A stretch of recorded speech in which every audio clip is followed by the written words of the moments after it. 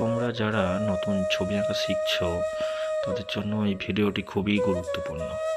তো আজকে আমি দেখাবো কিভাবে একটা সিনারিকে তোমার ড্রয়িং করা যায়।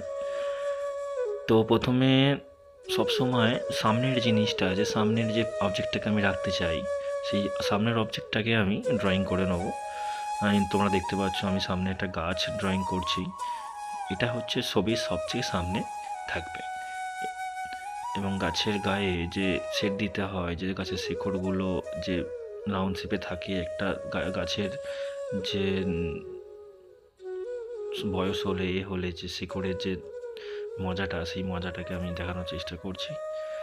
সামনে গাছের এবার বডিগুলোকে কিছুটা হালকা শেড দিয়ে দেখিয়ে দিয়ে লাইট অ্যান্ড শ্যাডো ব্যাপারটাকে আমি একটুখানি মজাটা আনার চেষ্টা করছি।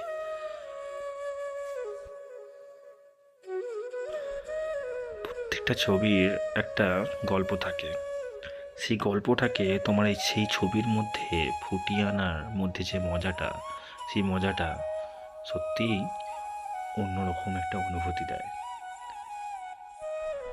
তোমার বাড়ির আশেপাশে যে সমস্ত জিনিস তোমরা দেখো, সেই সমস্ত জিনিসকেই তুমি বাস্তবে আঁকার চেষ্টা করো। যেমন তুমি বাড়ি থেকে বেরিয়ে একটা সুন্দর ভাঙা বাড়ি দেখতে পাচ্ছ, যার সামনে গাছ আছে, ঘাস আছে, সেইগুলোই তুমি আঁকো। সামনের কিছু অবজেক্ট, কিছু পাথর দেখানোর পর পেছন দিকের পজিশনে আমি চলে যাব। পেছন দিকে যখন তোমরা জিনিসটা করতে চাইবে, তখন মনে মনে এই জিনিসের অবজেক্টটা, যে তুমি কিভাবে সিনারিটাকে ফোটাতে চাইছো, কি দেখাতে চাইছো, সেটাকে তোমায় ভেবে নিতে হবে। যেমন আমি এখানে ভেবেছি যে একটা রাস্তা থাকবে এবং দূরে একটা জাস্ট পাড়ার মতো জিনিস দেখা যাবে।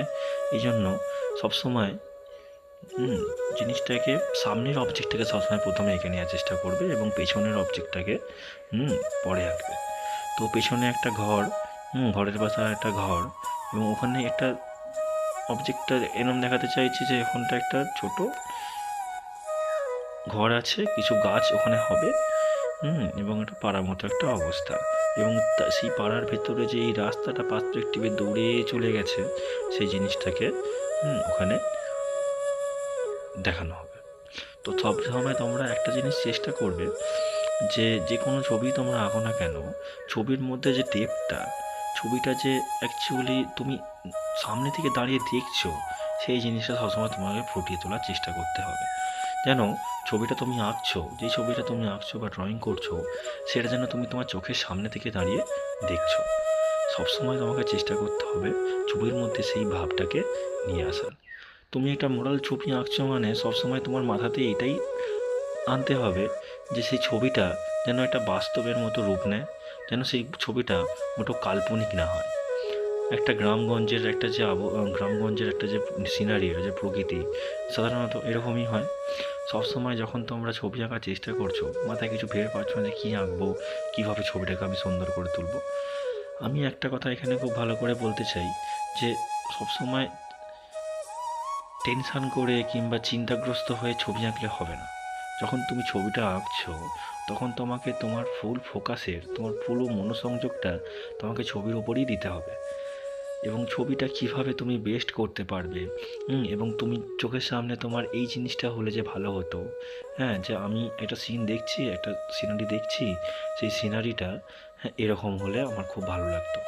যেমন আমি এখানে ছোটোখাটো জিনিসটা দেখাতে চেয়েছি, ছোট্ট একটা জিনিসের মধ্যে দেখাতে চেয়েছি যে সামনে একটা গাছ, তার সামনে দিয়ে, তার পাশ দিয়ে একটা রাস্তা চলে গেছে, দূরে একটা পাড়ার মতো অবস্থা আছে, সেখানে গাছ আছে, এবং আরও দূরেতে একটা ছোট ঘর, এবং পেছনে কিছু বন।